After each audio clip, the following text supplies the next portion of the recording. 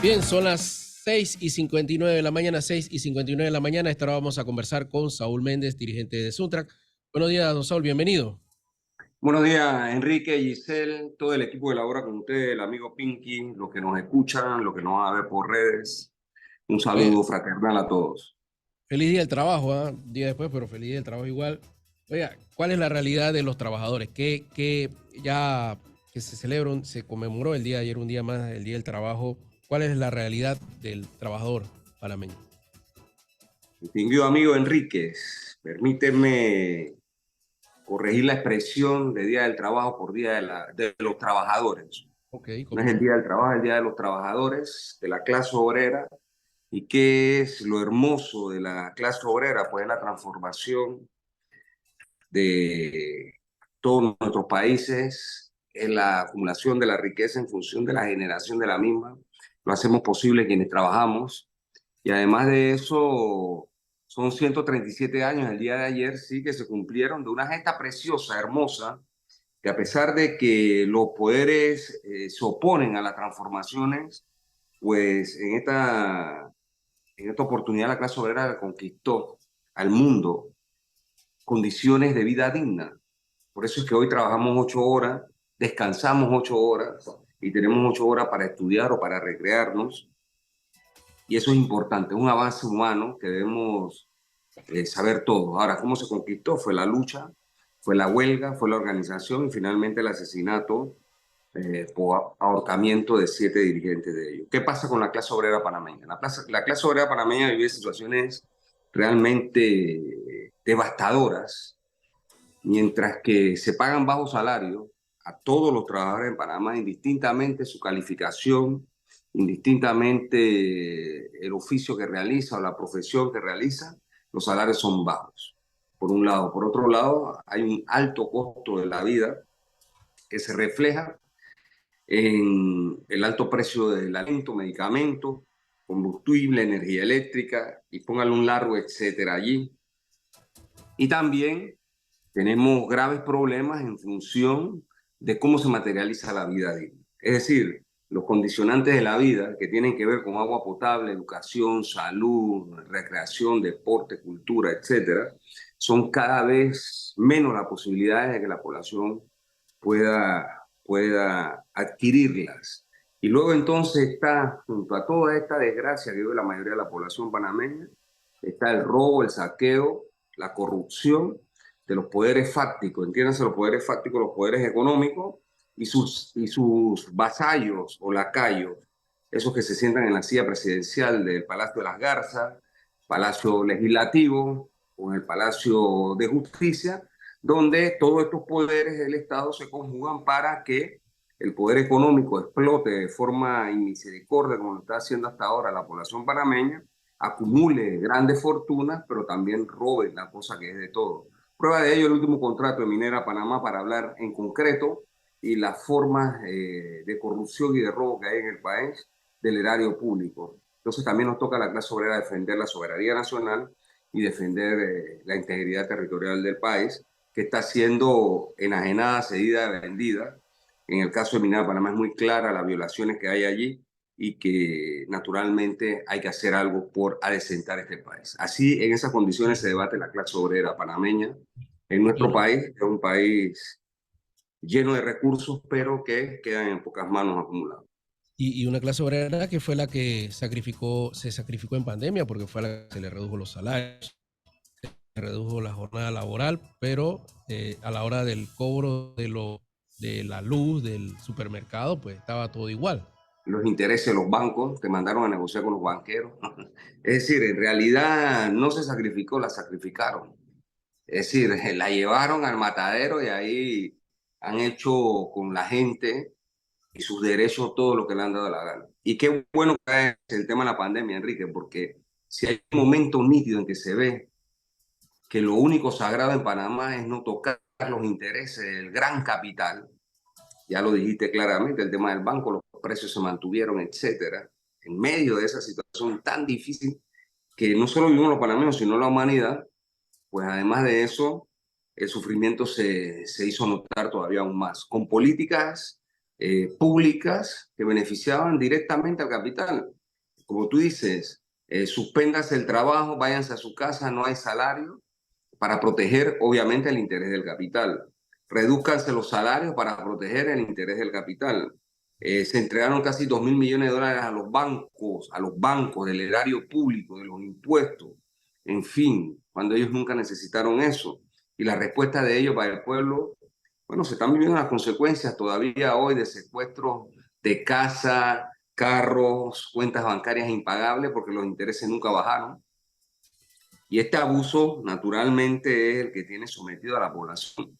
Y sí, es decir, en verdad, esta historia no es nada más de la pandemia, es una historia que empezó en 1903 y hasta ahora ese yugo sigue explotando a la mayoría del pueblo panameño. Esa es nuestra realidad y tenemos que apuntar a transformarla. El sector de la construcción logró recuperarse y sobre todo en esta administración hay un montón de obras paralizadas o que han sido recortadas a la mitad. Hay temas de que no se les paga a las empresas. ¿Cuál es la idea también, no solo en cuanto a inversión pública, sino inversión privada en el sector de la construcción? Fíjese, yo me voy a situar en el 2008. 2008 es importante y todos ustedes lo recordarán por lo siguiente. Esa vez negociamos el convenio colectivo, nos tocó hacer una huelga de casi 30 días para la negociación de ese convenio colectivo y reivindicarlo. En 2008 éramos más de 70.000 obreros en huelga. En el 2020, marzo, cuando se declaró la pandemia, éramos 20.000 obreros. Es decir, la caída de la construcción no se dio realmente en la pandemia, se dio antes. Ahora, ¿qué ocurrió? Bueno, lo que suele ocurrir en esta economía no planificadas, por un lado, donde la anarquía del mercado hace lo que quiere, todo eso se conjuga y finalmente en el sector privado, los empresarios y sus voceros empezaron a decir que ellos tenían inventario. El hablar de inventario es que tenían apartamentos, casas, oficinas, edificios, etcétera, que no vendían. Y como no vendían, ellos no iban a invertir hasta que no vendieran lo que tenían. Ahora, ¿cuál es el problema de eso, de la economía no planificada? Que se construyó a lo loco. Se hicieron 100 edificios que no se podían vender, oficinas, etcétera, y obviamente haber hecho eso en un solo momento mostró un boom. Pero naturalmente, como la construcción es cíclica en Panamá y en todo el mundo, y el mercado panameño no es un mercado más que de 4, quizás 0.5 millones de habitantes, y la mayoría de las viviendas que se construyen en Panamá no es para solución popular, sino para viviendas de lujo, entonces naturalmente ese mercado se estancó y estamos viviendo hasta ahora la consecuencia de ello. Por otro lado, el gobierno, con las obras de infraestructuras públicas, que también tuvo un boom determinado, ampliación del canal, por ejemplo, eso no se va a hacer cada 5 años, una ampliación del canal, etcétera. Y todas esas obras confluyeron y cuando fueron terminando, pues obviamente fue bajando la mano de obra. ¿Qué pasa en medio de la pandemia? En medio de la pandemia, justamente el mes pasado, volvimos a contabilizar la cantidad de trabajadores que hay en la industria y siguen habiendo 20.000. Generalmente algunos meses baja, 17, 18, 19, llega a 20 y en ese nivel es que nos hemos estado manteniendo. Y esa es una situación que entonces en la infraestructura pública han ocurrido dos cosas que no ocurrían antes de la pandemia y eso podemos achacárselo a la pandemia, es que los empresarios ahora paran las obras de infraestructura pública alegando que no hay pago por parte del Estado. Los contratos con el Estado establecen que a falta de pago ellos no pueden parar las obras, pero con la pandemia, cuando empezaron a suspender los contratos de trabajo, encontraron un mecanismo los empresarios que no tenían antes para paralizar las obras.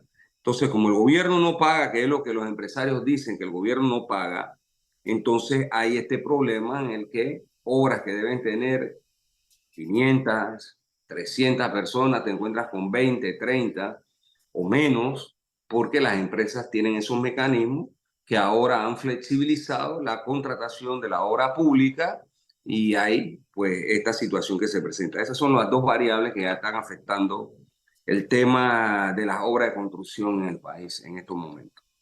Quiero cambiar de asunto, vamos a entrar en materia política. ¿Cómo va el tema de Maribel Gordón y la recolección de firmas? ¿Avanza? ¿Se mete entre los tres candidatos?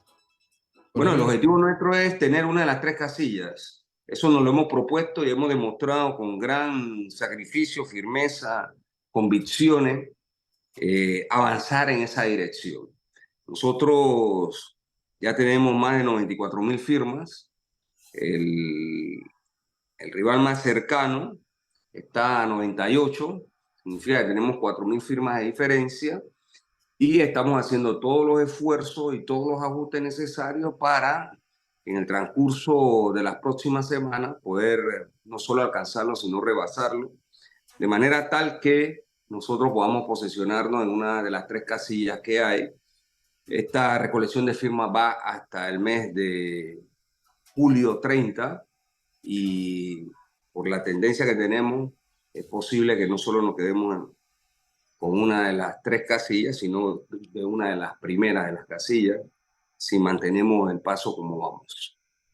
oiga, y también hablamos un poco de pandemia, y la pandemia es uno de los principales mensajes que envía el vicepresidente actual del manejo que se dio en la pandemia. ¿Cree usted, Saúl Méndez, que el manejo que le dio este gobierno a la pandemia le alcanza al vicepresidente como para intentar que esta administración pueda reelegirse?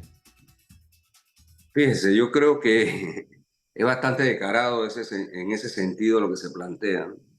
Panamá fue uno de los países con más alto índice de personas fallecidas, y esto proporcionalmente hablando a la cantidad de habitantes que somos. Pero el manejo de la pandemia, en realidad, entre los escándalos que se dieron, la forma de administrar la misma, justamente las consecuencias que estamos viendo de ellas gracias al gobierno. Esos intereses que hoy están cobrando los bancos porque no se quiso regular a los bancos, eso es lo que afecta a la población que trabaja y que adquirió compromisos bancarios. Esa es responsabilidad del gobierno. Reducir los salarios es responsabilidad del gobierno. Haber administrado el tema de los escándalos de corrupción en el hospital modular, los respiradores artificiales, etcétera, obviamente es responsabilidad del gobierno. Así como el alto costo de los alimentos, medicamentos, combustible, energía, todo eso es responsabilidad del gobierno. ¿Y por qué es responsabilidad del gobierno? Porque al legislar políticas públicas, al ser las leyes, a hacerse las leyes en Panamá, se permite todo este abuso por parte de los empresarios contra la población. Y naturalmente eso no es solo este gobierno, esos son los mismos candidatos que estamos viendo que han sido gobierno anteriormente, diputados, en fin, han sido ministros, podemos contarlo. Carrizo es uno de ellos, Martinelli es otro de ellos, Torrijos es otro de ellos. Si vas por la libre postulación, te encuentras a Zulay, que estaba en la asamblea, a Rocha, que fue ministro de Mireya, Quirós, de igual forma, Carrera, que fue funcionario en la dictadura, en fin, todos ellos han hecho gobierno y entonces te aparecen a decirte que son la solución de los problemas. Y de ahí la necesidad entonces de que el pueblo entienda esta situación y busquemos nuevas alternativas distintas a las tradicionales que producto de sus políticas públicas, reitero, es que estamos viviendo las mayores desgracias que vive el país. Fíjense, en materia de empleo, que es un derecho según la Constitución, más del 50% de la población económicamente activa está en la informalidad.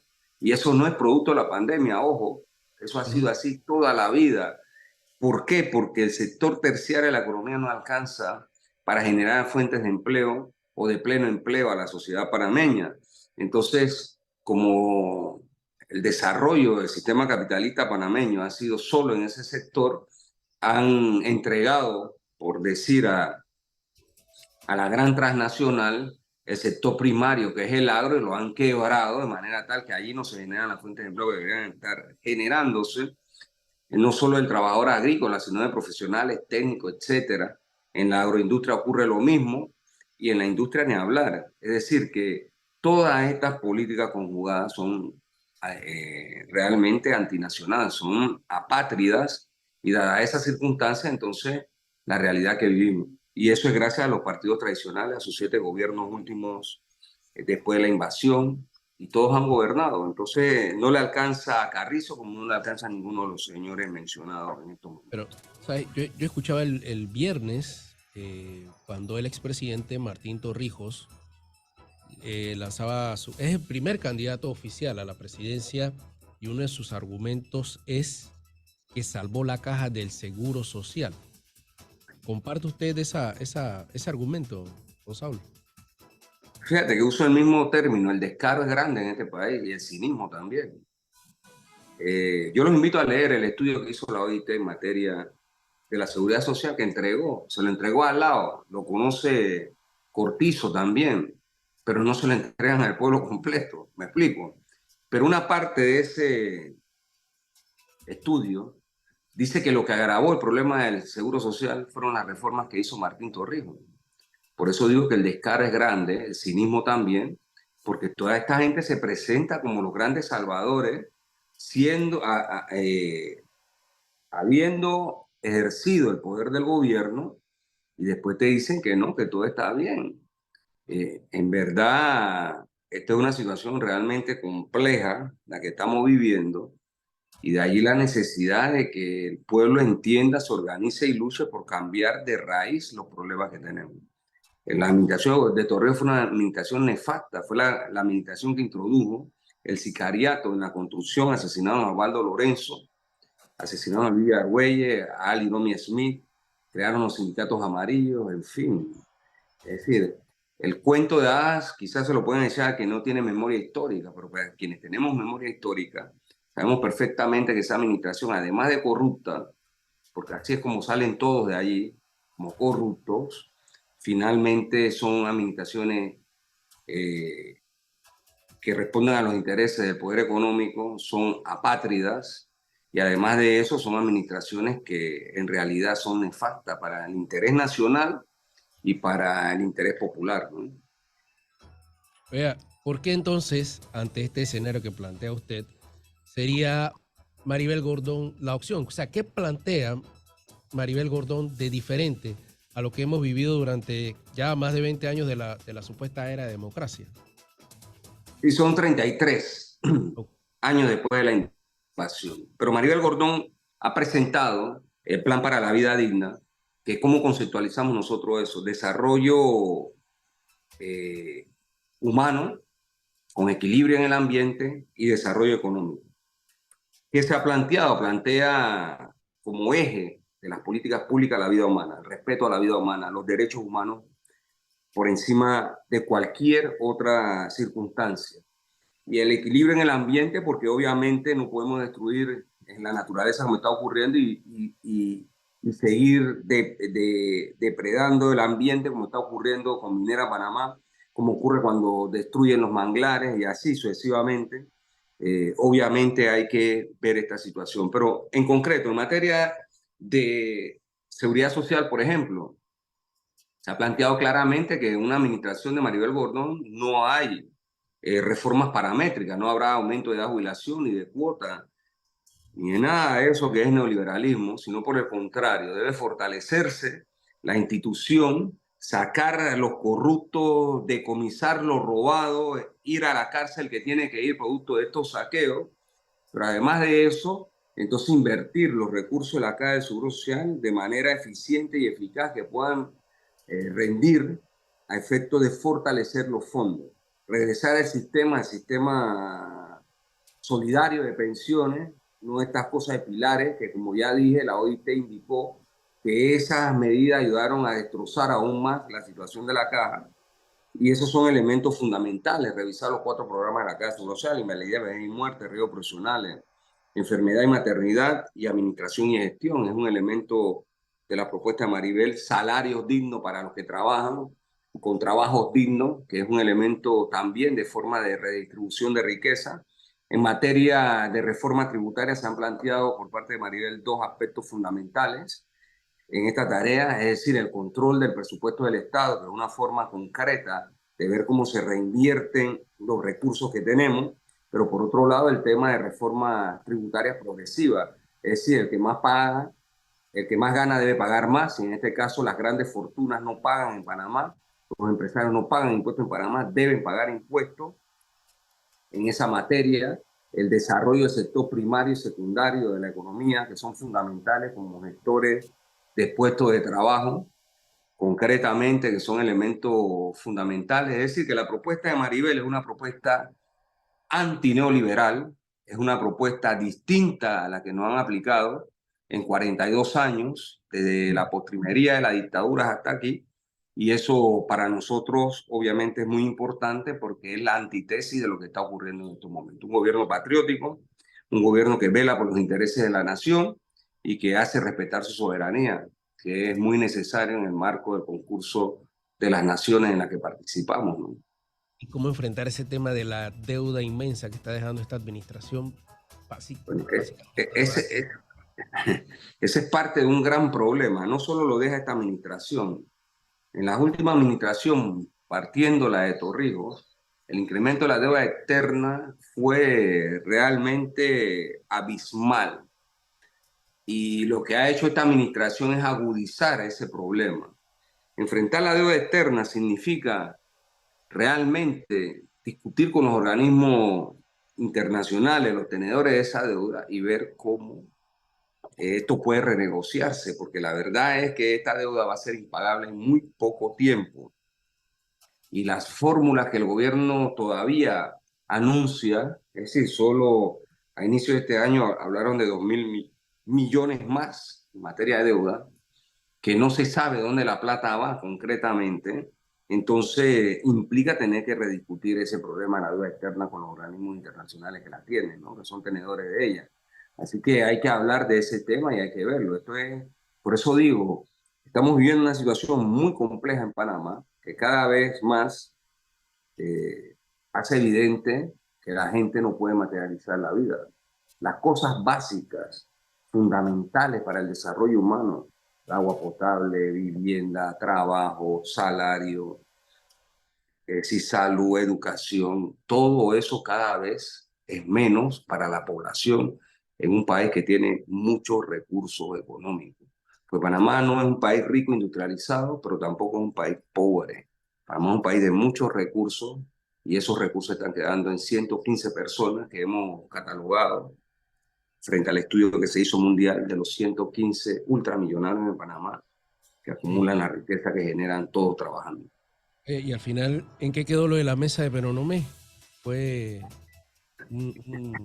algo fugaz, efímero, un sueño? En qué quedó lo acordado en Fíjese, Penonomé? yo creo que la mesa de Penonomé jugó un papel fundamental, a mi entender, de orden estratégico por un lado, y mostró que es posible hacer las cosas distintas en Panamá.